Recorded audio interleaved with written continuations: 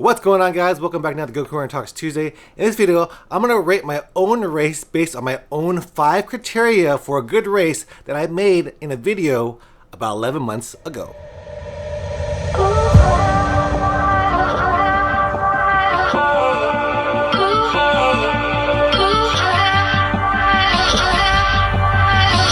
Alright guys, so about 11 months ago, I was, signing up for some races, and some races were disappointing me. So I made 5 criteria for a race that would make me to sign up, and it's in a video, and I'll put a link to it right here. But in that video, I had 5 criteria for me that I needed in order for me to run that race and sign up for it to spend my own money. And let's go ahead and get down through the list. So the first one was, first thing that I look for in a race when I'm looking to sign up for one is, of course, the price. So I said that the race had to be a good price, and my criteria for a 5K was about $35, for a 10K, $45. And that's pretty much a price point that we made for Shannon's Run 5K, 10K, about $35 for the 5K and $45 for the 10K. It did raise up at the end all the way up to $40, $50, but that is because it was the last month, and we do want to have people sign up for that race beforehand. So we had a lot of deals. At the beginning, we gave away 50 races at like a $25 and $35 for the 5K, 10K. So that was a really good, cheap price.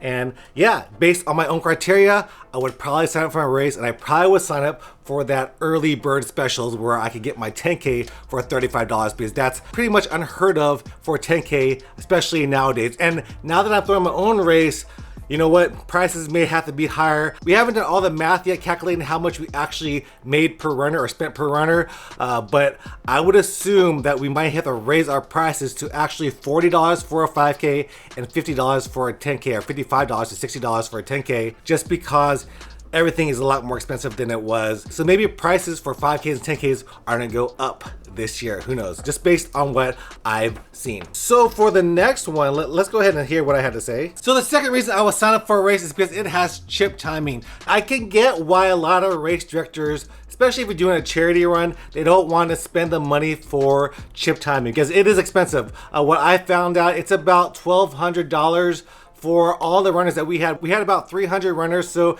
that's just about what, $4 a runner just for the chip timing itself. So that's pretty expensive. I can see why people will want to do away with that if they're trying to raise money for charity, but still that all puts towards to a good race. And if you don't have chip timing, a lot of runners don't want to run it, so you need that in order to get the masses in there. We had about 330 people sign up, which is really good for the time of month that we did it. We did it in May, and it was like graduation month, a lot of things going on at that time, and it's also hot. So we did it at that time, and we still had chip timing, and we still had a great amount of people show up for our race. So that also checks off another piece of criteria that I need to sign up for a race. So what is the third one? Let's go ahead and see it right here. All right, so the third thing that makes me sign up for the race is the destination. So if there is a cool destination, if it's a cool trail, a nice city that I haven't ran in before, I want to sign up for that race. And I better have a nice route around that city because I want to see the landmarks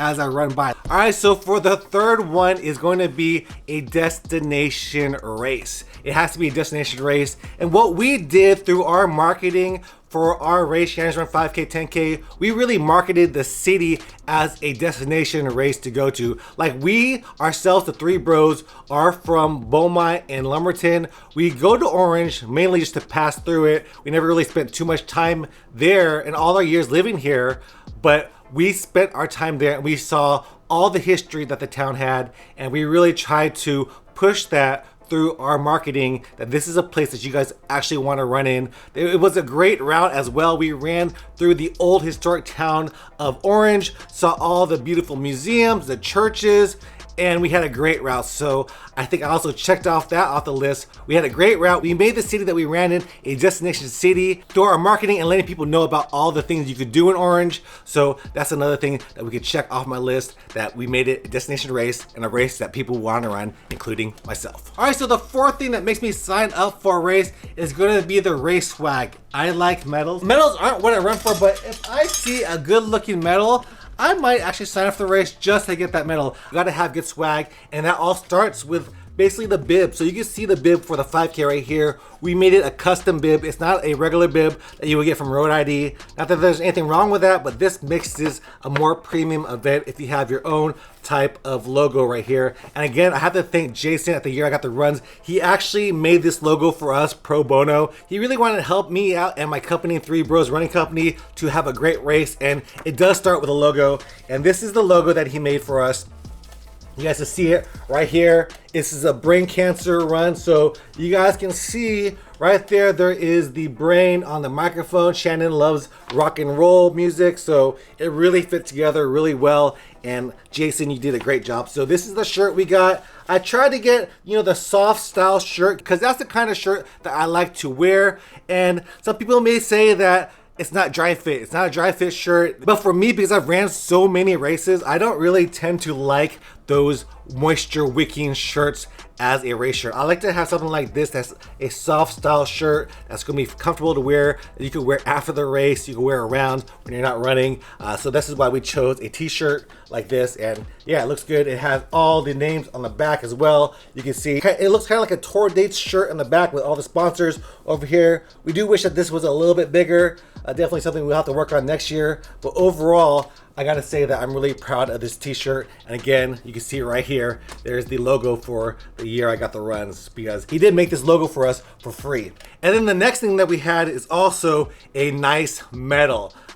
People do run for bling, and we had some nice bling for our race. This is it right here. This is actually made by Ashworth's Metal. This one got a little bit scratched over here, but you guys can see, again, it's the same logo that Jason made. High quality metal. Ashworth actually makes the medals for the Boston Marathon. So pretty cool that that's the way it worked out. And this is a nice medal. This is actually a little bit bigger medal that we should have gotten for a 5K, 10K. This is almost a half marathon medal. Really nice, thick medal. We had some nice medals that you're not gonna see in other races around this area. So we had some nice bling, and people do run for bling. And again, I check off that from my list of the criteria needed for me to run a race. And lastly, the last criteria that I needed in order for me to sign up for a race, that is food. So we did have a good amount of food. We had Starbucks at the beginning of the race. They offered coffee to all the runners at the beginning, and at the end we had so many bananas. We had probably too many bananas. We had bananas and oranges. We actually got 4 boxes of bananas,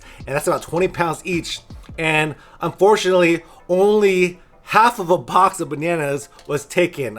We got to figure out a way in order for people to actually take the food. We had it all the way to the side, so I think people didn't really see it, but we had plenty of food. I know whenever I run a long distance race, a 10K, like I ran a half marathon not too long ago, and I was almost close to the end of the race, so pretty much the last finisher, and I got to the food area and there was nothing for me. So that really disappointed me. And I wanted to make sure that nobody experienced that at our race. So we had plenty of food. We had crackers, we had bananas, we had oranges, we had icy pops, and none of that was sponsored. That was all on our bill. We wanted to make sure that people did have food. We couldn't find a food sponsor in time, but we wanted to make sure that everybody had food, at least a banana, and we had plenty of bananas, plenty of oranges, plenty of crackers, plenty of other food, candies that anybody could ever want. And yeah, so that checks off all 5 things off my list, and I would definitely run my race. Not to toot my own horn, but I checked off all the things that I wanted in a race for this Shannon's Run 5K, 10K. And I'm really proud of what we did and what we accomplished over there, and hopefully we'll throw a lot more races coming up soon. All right guys, hope you guys enjoyed this video